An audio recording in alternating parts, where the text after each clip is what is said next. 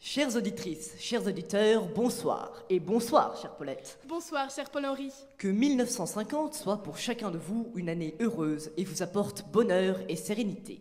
L'émission d'aujourd'hui est consacrée à la misogynie. Misogynie, dont le dictionnaire Larousse donne cette définition, aversion, haine des femmes. Formé au bonheur et l'esprit de ses enfants. Formé au bonheur l'esprit de ses enfants. Faire aller son ménage, avoir l'œil sur ses gens. Faire aller son ménage, avoir l'œil sur ses gens. Et régler sa dépense avec économie. Doit être son étude et sa philosophie. Une autre lettre, datée du lundi 5 février 1674, évoque la mésaventure d'un archevêque et de son carrosse renversé.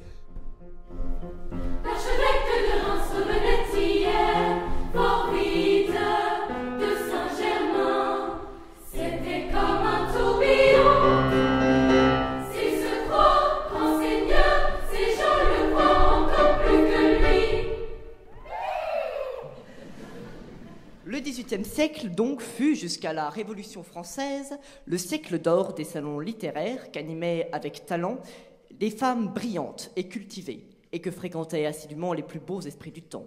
Voltaire, Rousseau... Mais il était fort peu probable d'y croiser Sylvain Maréchal, écrivain, poète et polémiste qui publia en 1802 un livre dont le titre « Projet d'une loi portant défense d'apprendre à lire aux Fait femmes ». frémir! Combien de femmes deviennent négligentes, Paresseuse, hautaines, exigeantes, acariâtres, peu soumise, Pour peu qu'elle sache lire et écrire.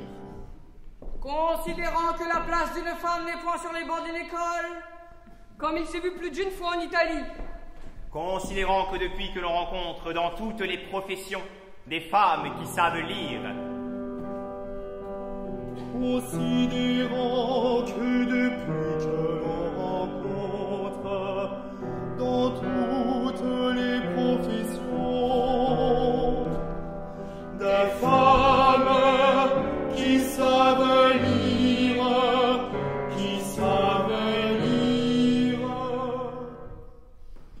la nourrice fait jeûner son nourrisson. La cuisinière et la marchande négligent leur service.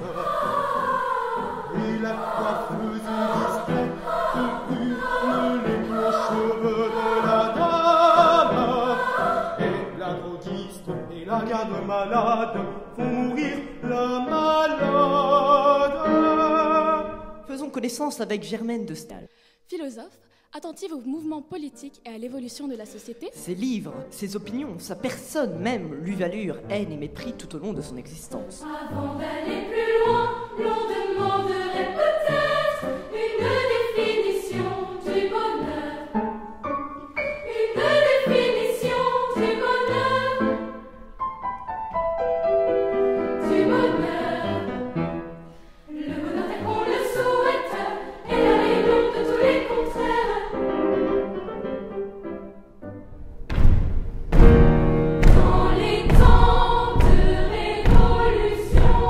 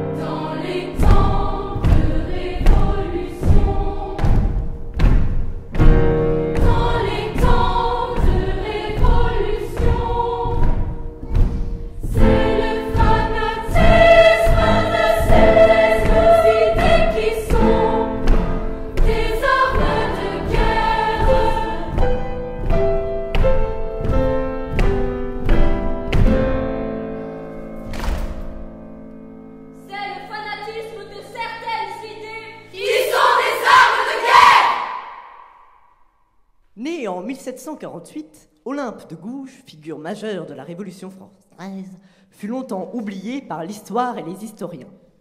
Auteure des droits de la femme et de la citoyenne, elle fit de sa vie un combat.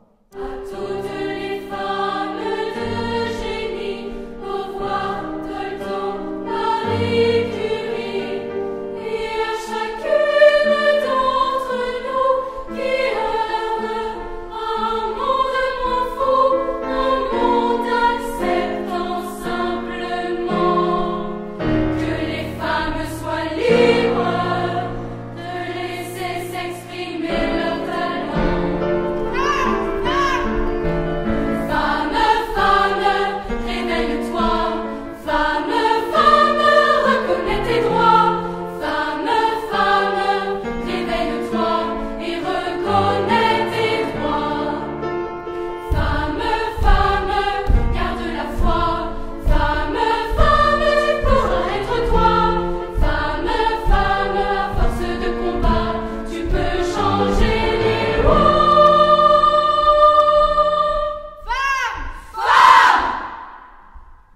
Chasser la misogynie par la porte, elle reviendra par la fenêtre. Bravo, c'est très juste, Paulette. Et Guy de Maupassant en est l'exemple le plus frappant. Le feu!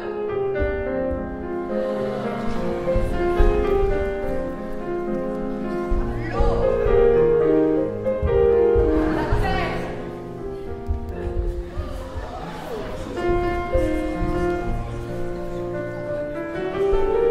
Les bulles mariées!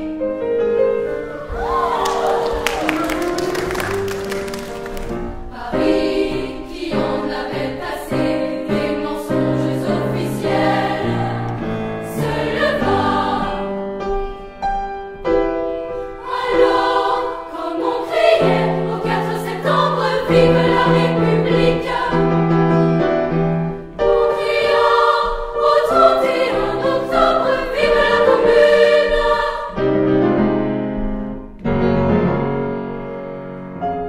Le grand peuple de 1789 qui détruit les Bastilles et renverse les trônes, attendra-t-il dans un désespoir inerte que le froid et la famine aient glacé dans son cœur sa dernière goutte de sang? Non! La population ne voudra jamais accepter ces misères et cette honte! Oh oui, l'horrible coupe est pleine, elle est toute pleine de sang. Chaque heure voit grandir la haine et la colère va montant. Chaque heure voit grandir la haine et la colère va montant. Michel de Montaigne. La plus utile et la plus honorable science, et aucune passion. Pour une femme, c'est la science du ménage. C'est la science du ménage.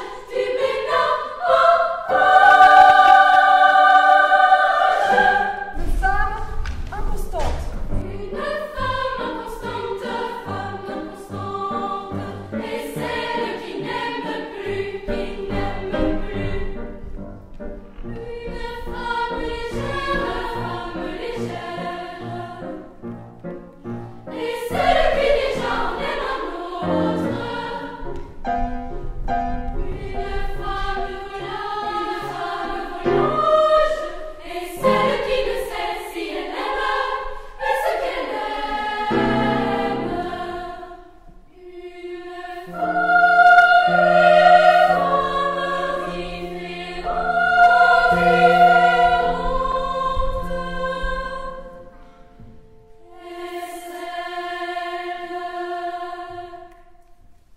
Qui n'aime rien.